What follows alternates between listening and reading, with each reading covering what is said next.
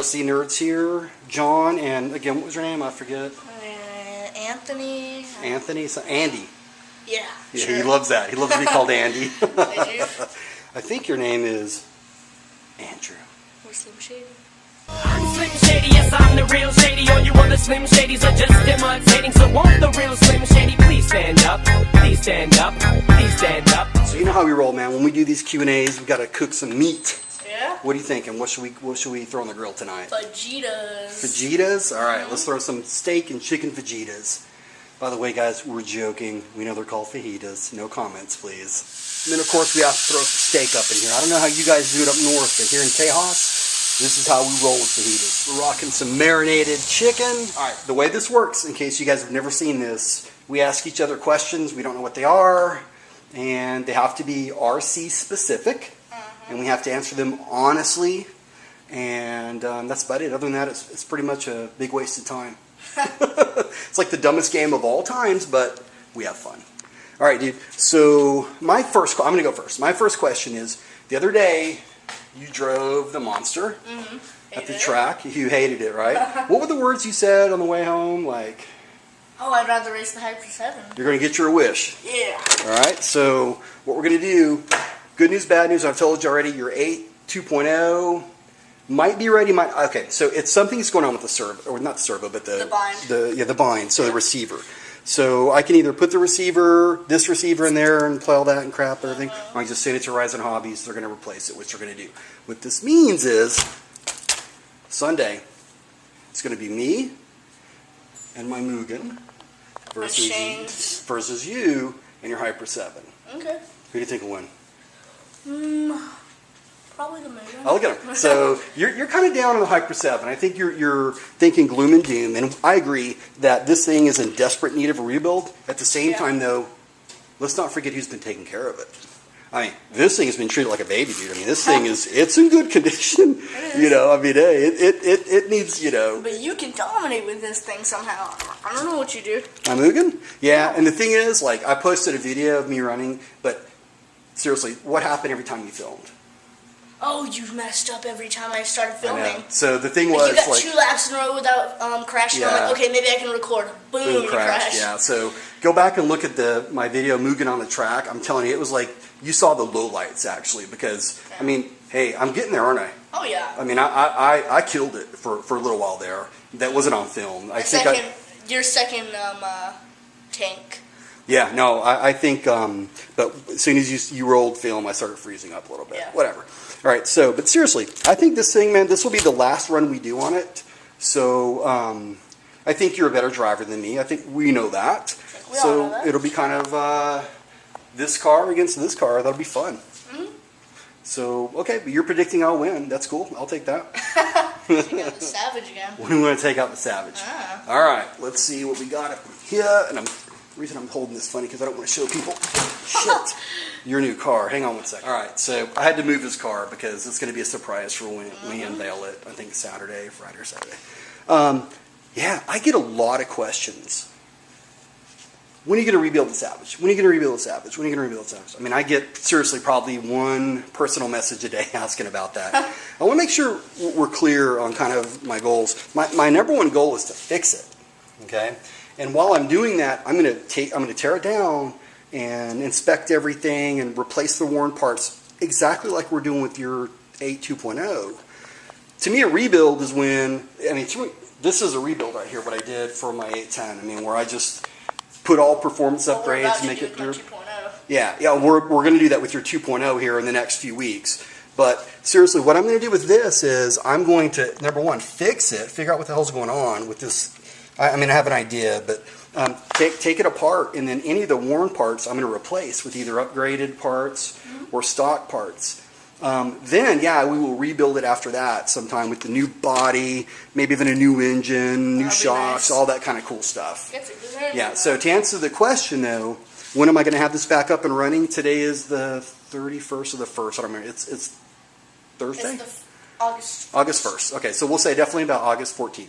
We'll have it up and running. Cool. Cool? All right, great question. All right, so it's my turn now, right? And my question is, up under here, we have your Losi 8 2.0. It's almost there, right? A few final touches to put on it. Sunday. Yes. Now, my question to you is, in all seriousness, do you think I'll beat you racing the Mugen? Yes or no? In all seriousness, heck no. Heck no. Okay. Do you think I'll beat you driving Big Bertha? No. I think you have a better chance with your Mugen beating me. Okay. I mean, what? Yeah, I'd say that. All right. Just watching how you drove last Now I'm getting all serious. What about this thing right here, my 810? It'll be a close one. Ah, he knows what's up. He knows what's up. Because I can drive this, can't I? Yeah. I can drive that. So, all right, guys. That was you a drive good... that Mugen too. It'll be... Yeah, no. I mean, I'll get there. 2 close races, I'd say. I'll get there, so... But we'll have fun. But, yeah, so I cannot wait to get you back on the track with this right here. Okay. It's exciting. Let's take a look at it. All right, now it's your turn, dude. All right, so what is your final question for me? Okay, give us an update on your racing cars. On my racing cars. All right. Mugen D8T. T and Big Bertha over here. Okay, cool. I'm glad you asked. Well, we'll begin with my 810. It had the mother of all crashes. I crashed a lot, but this one was the worst. And I learned a lesson. Don't drive fast on the sidewalk. I had a little bit of fuel left in it, so I decided to run it out. And I drove on our sidewalk. When I was driving, it hit the curb, jumped, and crashed sideways into our brick mailbox. And it was going probably 30 miles an hour. So what are the results? Well, we have a broken radio tray here. That thing just smashed apart. The battery came out and flew about 20 feet. I thought it was the engine at first. The car went into wide open throttle and took off, went into my neighbor's garage. The throttle linkage on here, you can't see it because it broke. It literally just broke in half. The casing right here on the throttle servo, that just broke off. It was a pretty bad crash. So I'm going and building all this up right now. Now, as for the throttle servo, I can fix the casing on this, no problem. I've got additional cases that I can put on there, I'm sure. But I decided to go old school and throw these 8019, throw an 8019 on there. And this is actually the stock steering servo that comes with the 810.